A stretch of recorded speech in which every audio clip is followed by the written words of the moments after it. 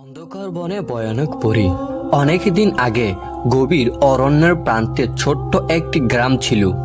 এই গ্রামের মানুষদের জীবিকা ছিল কৃষি আর পশুপালন। কিন্তু তাদের জীবনে সব সময় এক ধরনের আতঙ্ক বিরাজ করত, কারণ তাদের গ্রামের পাশে ছিল একটি অন্ধকার বন। সে বনে প্রবেশ করা নিষিদ্ধ ছিল, কারণ গ্রামের বড়রা বলতেন সে বনে এক ভয়ানক পরীর বাস। পরীর নাম ছিল মরিয়ম। লোককথা অনুযায়ী মরিয়ম এক সময় সাধারণ মেয়ে ছিল। সে খুবই দয়ালু ও সুন্দরী ছিল, কিন্তু একদিন গ্রামের কিছু স্বার্থপর লোক তাকে বনের গভীরে ফেলে রেখে যায়। মরিয়মের মন বিষিয়ে ওঠে এবং সে শক্তিশালী পরীতে পরিণত হয়। এখন সে অন্ধকার বনে একাই বসবাস করে এবং প্রতিশোধ নেওয়ার জন্য প্রতীক্ষা করে। বছর ঘুরে আসলো শীতকাল। গ্রামের মানুষরা শীতে জমে যাওয়া ফসল তুলে নেওয়ার জন্য ব্যস্ত হয়ে পড়ল। কিন্তু বাচ্চারা ছিল সবচেয়ে বেশি চিন্তিত, কারণ তাদের খুব কৌতূহল ছিল বনের ভিতরে কি আছে তা জানার। গ্রামবাসীরা তাদের সবসময় সতর্ক করে রাখত যেন তারা বনের কাছে না যায়। একদিন গ্রামের একটি ছেলে, নাম তার আলিফ, ঠিক করলো যে সে বনের রহস্য উদ্ঘাটন করবে। সেদিন সন্ধ্যায় সবাই যখন ঘুমিয়ে পড়ল, আলিফ চুপি চুপি থেকে বের হয়ে বনের দিকে রওনা দিল। বনের কাছাকাছি পৌঁছে সে একটু ভয় পেল, কিন্তু তার কৌতূহল তাকে আরো সামনে নিয়ে গেল। বনের ভিতর ঢুকতেই আলিফ দেখতে পেল যে চারপাশে শুধু অন্ধকার আর অন্ধকার। পায়ের নিচে শুকনো পাতার মচমচ শব্দ তাকে ভীত করে তোলেন। কিছুক্ষণ হাঁটার পর হঠাৎ করে সে দেখতে পেল দূরে একটি আলোর রেখা। আলিফ ধীরে ধীরে সে আলোর দিকে এগিয়ে গেল। সেখানে পৌঁছে সে দেখতে পেল একটি পুরনো মন্দিরের ধ্বংসাবশেষ, যার মধ্য থেকে সেই আলো বের হচ্ছিল। আলিফ সাহস করে মন্দিরের ভিতরে প্রবেশ করলো। সেখানে সে দেখতে পেল একটি বড় আয়না, যার সামনে বসেছিল সেই ভয়ানক পরী মরিয়ম। তার চেহারা ছিল খুবই সুন্দর, কিন্তু চোখে ছিল ভয়ানক রাগের ছাপ। মরিয়ম আলিফকে দেখে হেসে উঠল। সেই হাসি ছিল শয়তানি ভরা। মরিয়ম বলল, তুমি কে আর কেন এখানে এসেছো? আলিফ ভয়ে কাঁপতে কাঁপতে বলল, আমি আলিফ। আমি জানতে চেয়েছিলাম বনের ভিতরে কি আছে।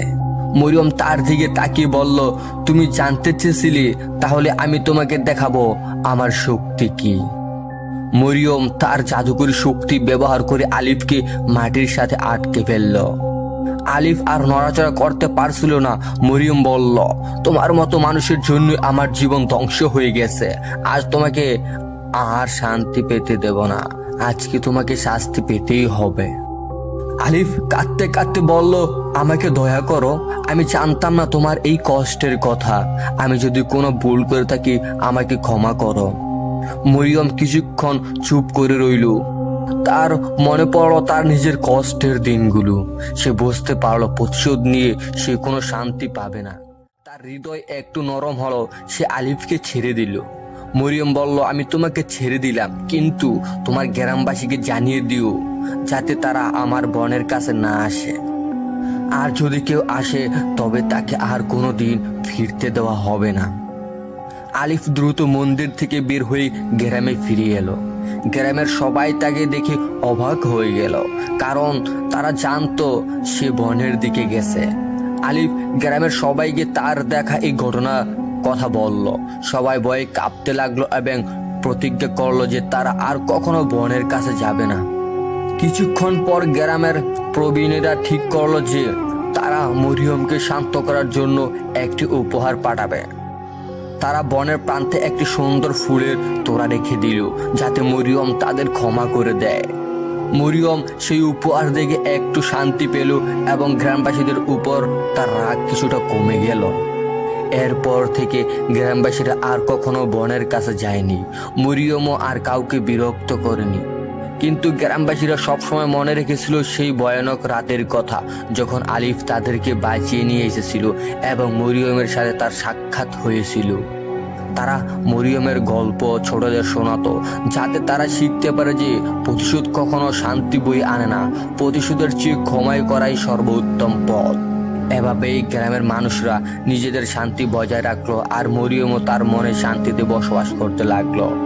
অন্ধকার বনে আর কখনো কোনো ভয়ের ছায়া পড়েনি, কারণ সবাই জানতো প্রকৃত ভয় হলো মানুষের নিজের মধ্যে লুকিয়ে থাকা রাগ ও প্রতিশোধের ইচ্ছা। আশা করি বন্ধুরা গল্পটি আপনাদের ভালো লেগেছে। যদি গল্পটি ভালো লাগে তো অবশ্যই আমার রিবেল বাংলা চ্যানেলটিকে সাবস্ক্রাইব করে রাখবেন এরকম আরো নিত্য নতুন গল্প পেতে। তো সবাই ভালো থাকবেন, সুস্থ থাকবেন, আল্লাহ হাফেজ।